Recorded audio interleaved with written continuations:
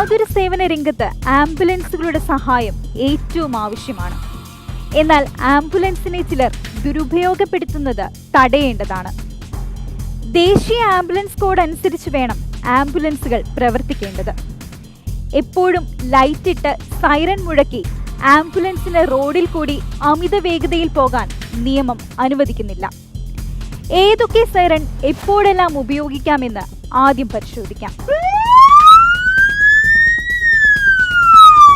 ഈ സൈറൻ കേട്ടാൽ നമ്മൾ മനസ്സിലാക്കേണ്ടത് ആംബുലൻസിന് പോകാൻ വഴി നൽകണമെന്നതാണ്. അപകടാവസ്ഥയിലുള്ള രോഗിയെ തേടിയുള്ള യാത്രയായതിനാൽ ഏവരും വഴി കൊടുക്കുക. ഇപ്പോൾ കേട്ടത് രോഗിയുമായി വരുന്നു എന്ന സൈറനാണ്. കഴിവതും വേഗം രോഗിയെ ആശുപത്രിയിൽ എത്തിക്കണമെന്നതിനാൽ എല്ലാവരും വഴിമാറി കൊടുക്കുക. ഇനി നമ്മൾ കേൾക്കുന്നത് ഈ സൈറനാണ്.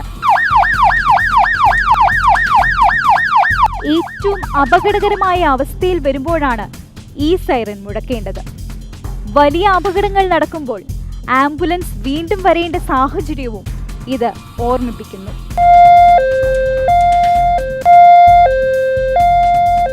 ഇത് ഹൈ ആൻഡ് ലോ സൈറൻ ആണ്. അതീവ ഗുരുതരാവസ്ഥയിലുള്ള രോഗി വണ്ടിയിലുണ്ടെന്നും വഴി തരണമെന്നും മനസ്സിലാക്കണം. മൃതദേഹങ്ങളുമായി പോകുമ്പോഴും ഈ സൈറൻ ഉപയോഗിക്കാറുണ്ട്. ഇതെല്ലാം സൈറൻ എങ്ങനെ ഉപയോഗിക്കണം, സൈറൻ കേട്ടാൽ നമ്മൾ എന്തെല്ലാം മനസ്സിലാക്കണമെന്നതെല്ലാം വ്യക്തമാക്കുന്നു. എന്നാൽ ഈ നിയമം ദുരുപയോഗം ചെയ്തതിലൂടെ നിരവധി അപകടങ്ങളും നമ്മുടെ നാട്ടിൽ നടന്നിട്ടുണ്ട്. ആംബുലൻസ് അമിത വേഗതയിൽ എത്തിയുണ്ടായ അപകടങ്ങൾ നിരവധിയാണ്. 2019 119 അപകടങ്ങൾ, 2020 ഇത് 156 ഉയർന്നു.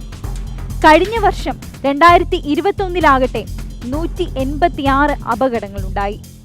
കഴിഞ്ഞ 4 വർഷത്തിനിടെ ആംബുലൻസ് അപകടത്തിൽപ്പെട്ട് മരണപ്പെട്ടവർ 125 പേർ. ഇതേ കാലത്ത് പരിക്കേറ്റവർ 746 പേർ. 9000-ഓളം ആംബുലൻസുകൾ സംസ്ഥാനത്ത് സർവീസ് നടത്തുമ്പോൾ ഏതാനും പേർ നിയമം ലംഘിക്കുന്നതാണ് ഇത്തരം അപകടങ്ങൾ വർദ്ധിക്കാനും കാരണം.